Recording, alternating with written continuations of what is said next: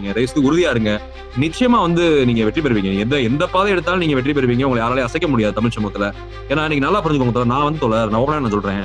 நான் வந்து பட்டியல் சமூகம் கிடையாது. ஓப்பனா நான் சொல்றேன். நான் பறையர் சமூகம் கிடையாது. நான் வந்து ஒரு உச்சநீதிமன்ற வழக்கறிஞர். ஏன்னா என் பேர் கேஸ்ட்ரோ.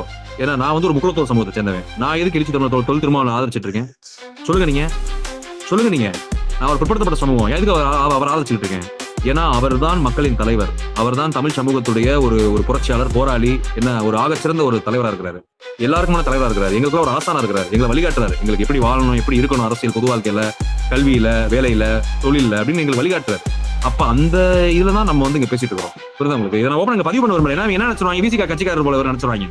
அதுதான் ஓப்பனா பதிவு பண்றேன். நான் விசிகா கட்சிக்கு எனக்கு எந்த சம்பந்தம் கிடையாது. அவர் உச்சநீதிமன்ற வழக்கறிஞர்.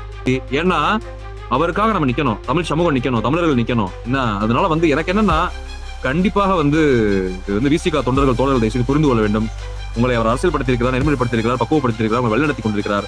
அவர் சொல்லுக்கு கட்டுப்பட்டு இந்த தேர்தலையும் நீங்கள் சந்திப்பீர்கள், இதிலும் நீங்கள் வெற்றி பெறுவீர்கள். அவர்தான் தோழர் சொன்ன மாதிரி, தொழில் திருமாவளவன் சொன்ன மாதிரி தான். எது வந்தாலும் ஏற்றுக்கொள்வோம், கொள்கையில் சமரசம் வேண்டாம்.